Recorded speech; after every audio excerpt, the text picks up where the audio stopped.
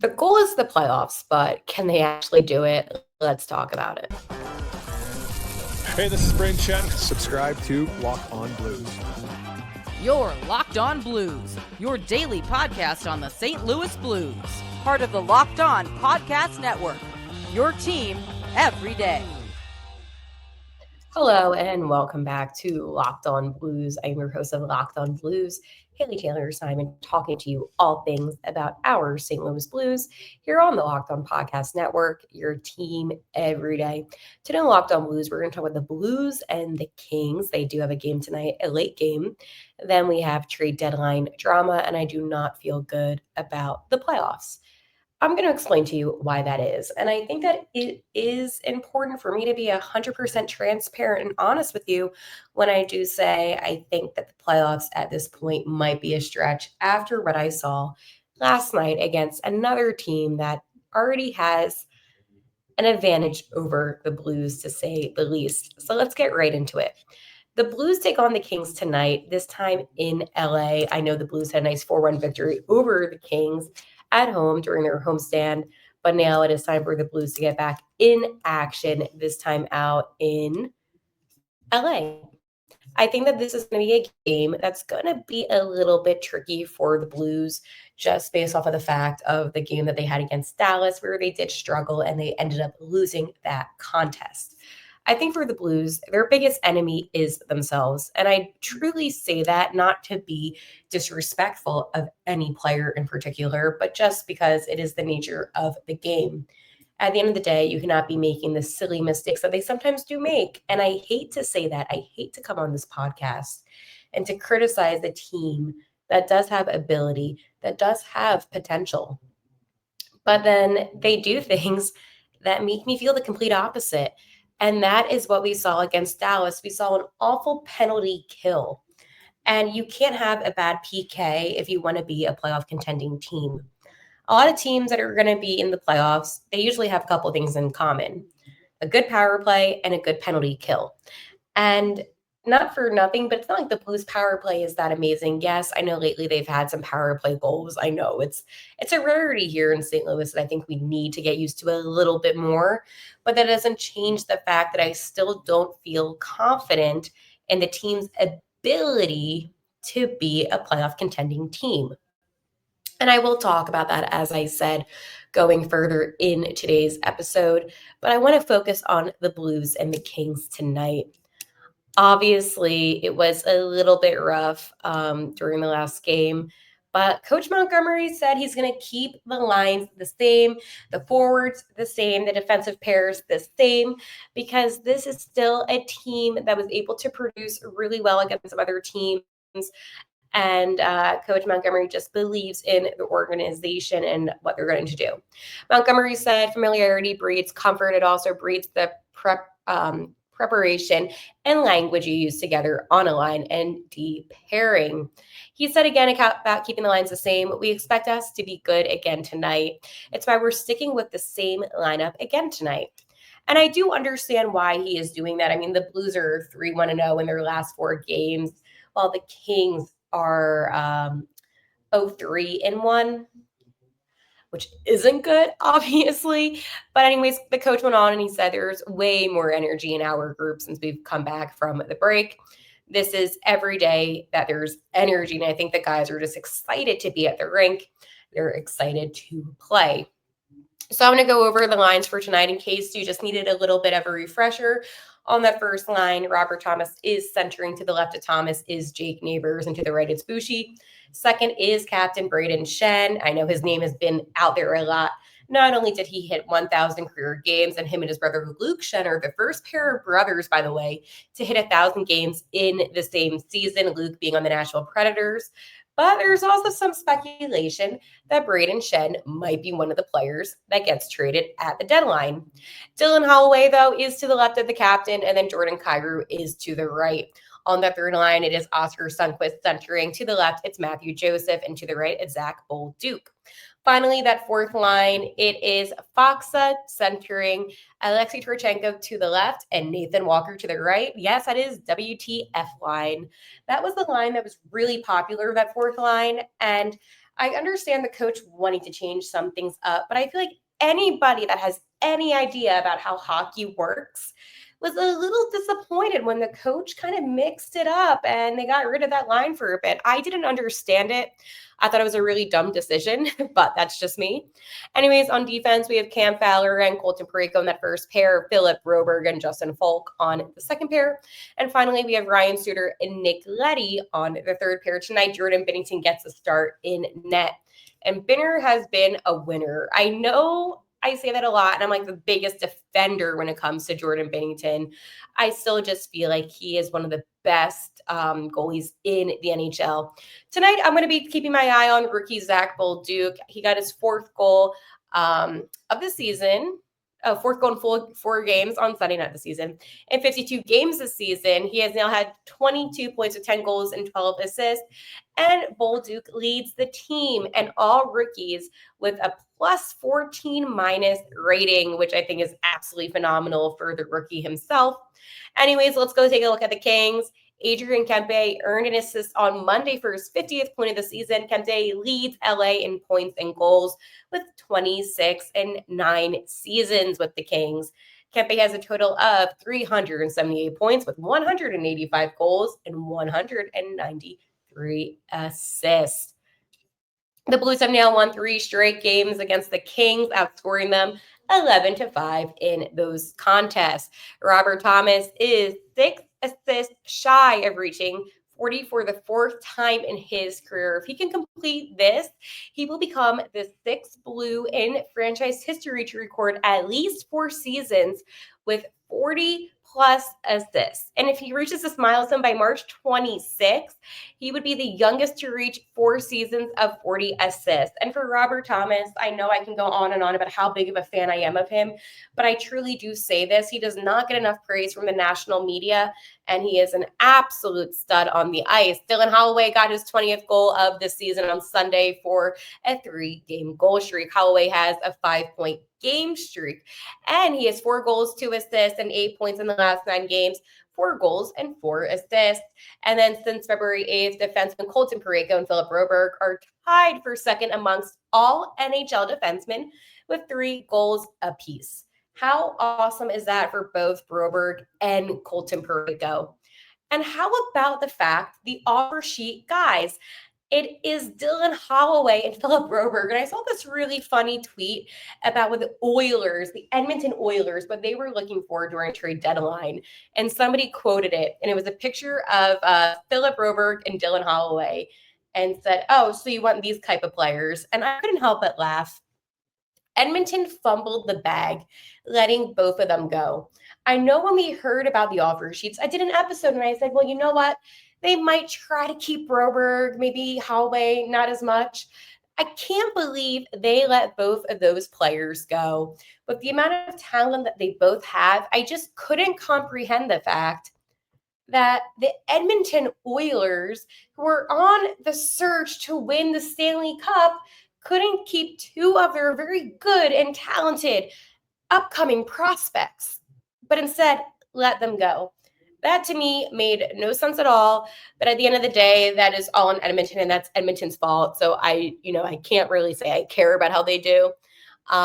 Anyways, the coach said this: "We like our spirit, and I thought we were resilient. So we are just going to keep that spirit alive, and we'll march on to Wednesday." After that loss to the Stars, and by the way, the Blues fired 42 shots compared to Dallas' 21, which was actually probably the most aggressive I've seen the Blues around the offensive zone. I still feel like this team has a surge of energy. I mean, you had 3 goals belonging to Zach Bolduc, Dylan Holloway, and the Aussie Nathan Walker. Robert Thomas also extended his assist streak to 10 games. So I really do believe that this team isn't going to be in a slump after Dallas. But what I do believe is the rest of the NHL and the teams that are also competing for that second wild card spot. So later on in today's episode, I will be talking about that. But I want to talk to you about my wonderful friends at FanDuel.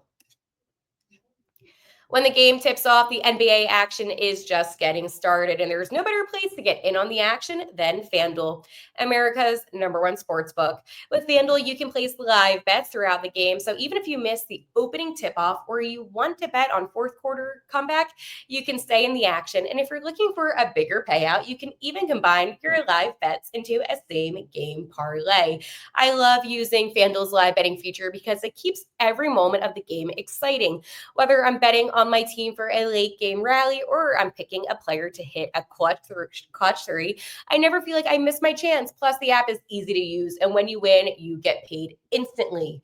Right now, new FanDuel customers can get $150 in bonus bets if your first $5 bet wins. Just visit FanDuel.com to join today. That's FanDuel.com for your shot at $150 in bonus bets. Make every moment more with FanDuel, the official sports betting partner of the NBA. A lot of teams are in the midst of the trade deadline, and teams are making moves, not the Blues. And I know what you're thinking. Hale, I know this team isn't really a playoff team, but I still would want them to make some moves. And it does concern me a little bit that they're not. There was moves today made by the Tampa Bay Lightning, the Seattle Kraken. You saw the Colorado Avalanche and the Rangers the other day. You're seeing moves being made. And the only team that I feel like may not make any move is the St. Louis Blues. I don't really think that trading Braden Schenn is the solution for the Blues. I think it's actually counterproductive, if you ask me. I think the captain is a big staple to this team, to the team's identity, to the team's character. And I just don't really see the benefit in trading him. If you were to say to me, maybe a guy like Zach Bolduc, and I know that he's doing really well. I just read you some statistics of him. I wouldn't be as upset, but I want this team to stay young. So I don't know about him, for example. But a Fox, I just feel like the Blues are not going to do anything. And that to me screams problematic. Because while, yes, ever since the break, they've looked good, right? 3-1-0. No denying that.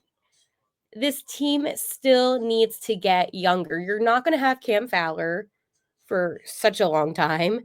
And at the end of the day, too, you're not going to have Ryan Suter. Like, your defense needs work. And I think the Blues need to go out and try to get some draft picks. This draft for the Blues sucks. Like, they don't have that many picks.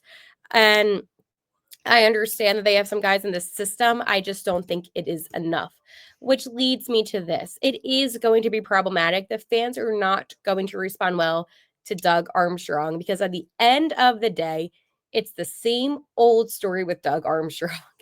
He wants the team to get into the playoffs. Like, this is his mission, but yet he's not going to do enough to make this actually happen and not make it a reality. And to me, that's problematic. I want a GM that's not afraid to step up and to say, you know what? We're not a good enough team. Let's try to get some good draft picks. If that means getting rid of some of the guys that we brought in to help out a little bit, but they're not a part of the bigger picture, so be it. I don't know if any team actually will be interested in Fox or some of the guys as I mentioned. I was just kind of throwing that out there just to throw out there, but you get what I'm saying and why I'm thinking that way. I'm thinking like a GM. I'm thinking like somebody who actually cares about the future of the St. Louis team. I believe he does care. I do believe Doug does care about this team, and I'm not saying that he doesn't. I just think sometimes some of his decision making isn't necessarily the best. And it creates problems. It creates problems on the ice and off the ice with the fan base. And if the fans can truly trust him in what he is going to do for this team. And it's funny because I keep seeing different trades happen. The Penguins, and I know I keep on repeating myself with this. I just get concerned when it comes to the Blues. I get concerned about what they're going to do, what they're not going to do. And overall, if they do make a move, is it going to actually be beneficial? I think right now, when it comes to the NHL trade deadline rumors, I don't see the Blues in them.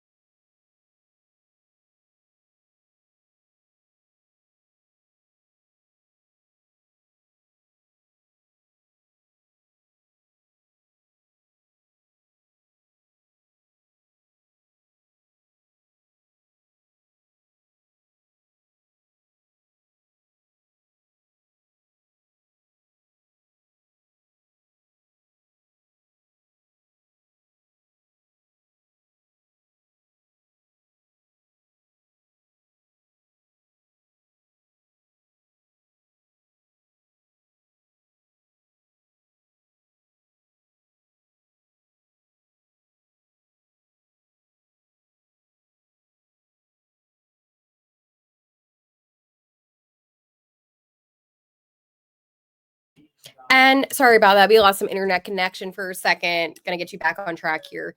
But it is a concern. And I don't think the Blues are in a position where they could afford to really not do much of anything. So this is what I'm thinking, because the trade deadline, it's looming for the Blues, right? You are less than now 48 hours away, which to me makes me uber concerned. But backup goaltending, and I'm seeing this from Bleed and Blue, they put this out because I was never thinking Joel Hofer was an issue. And then the last couple of games, I was like, oh, maybe there is an issue with him.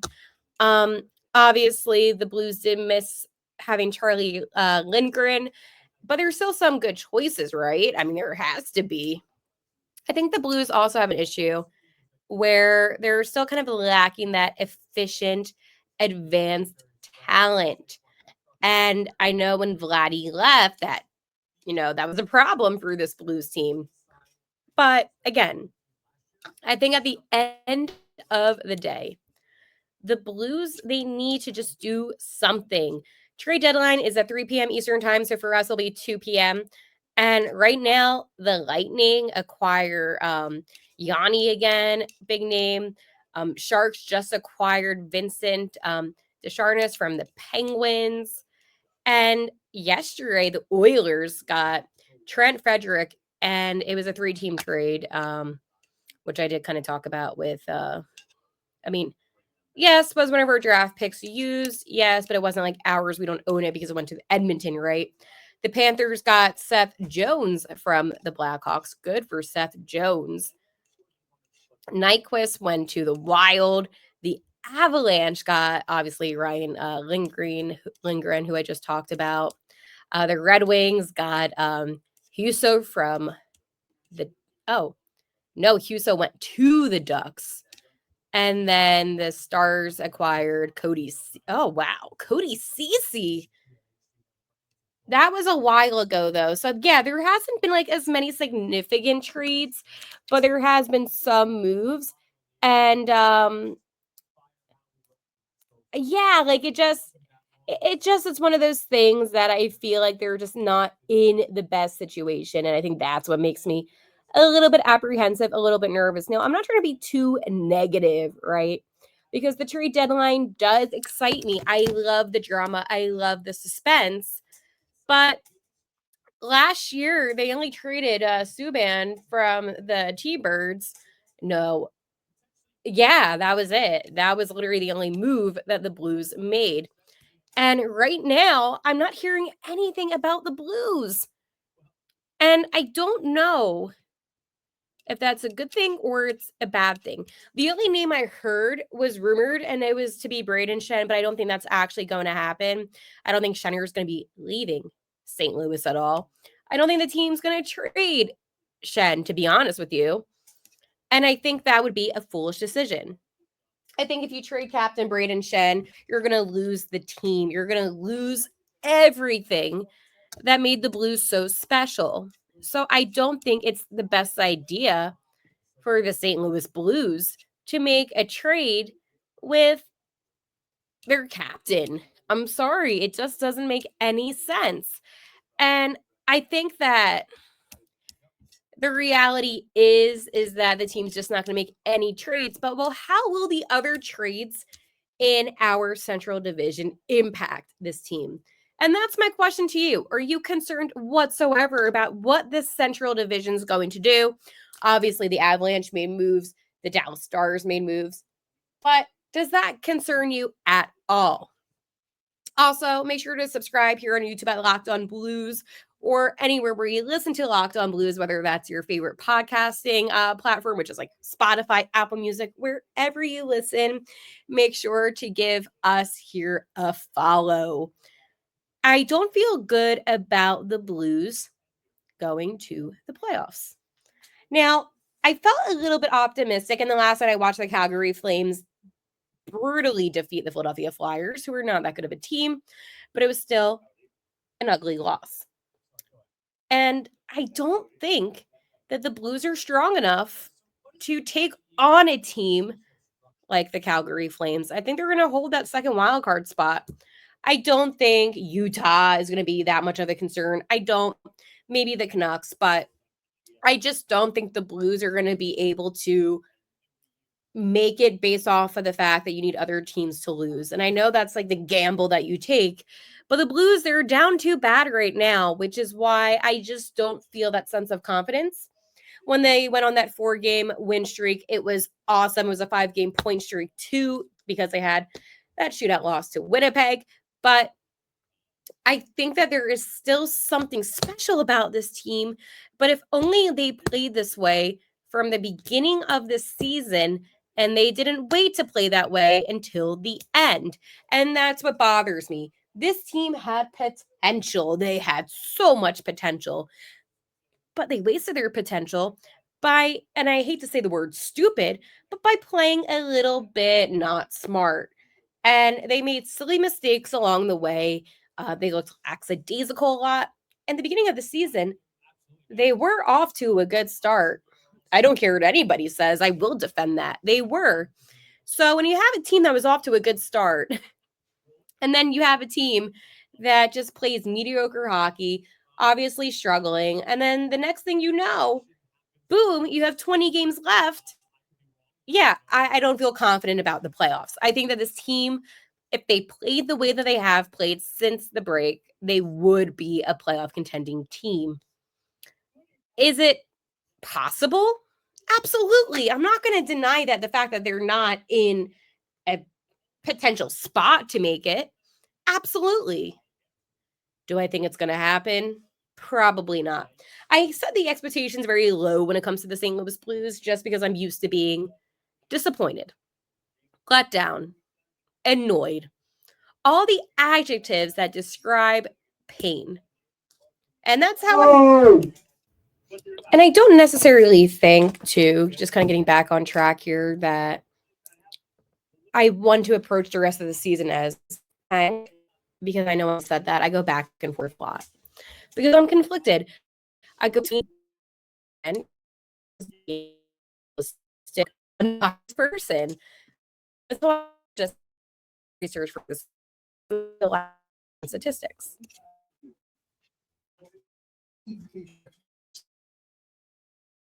And because he's a name, he can thousands on YouTube every week. I just don't see the Blues being a contending team. And I'm sorry. I just don't know what to think. So I need you to tell me, what do you think? What do you think the Blues should do? What moves do you think they should make?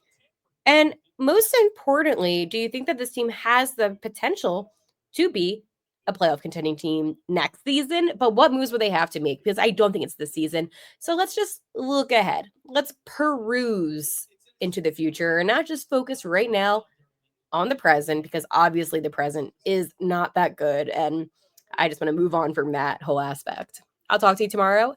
And like always, let's go Blues.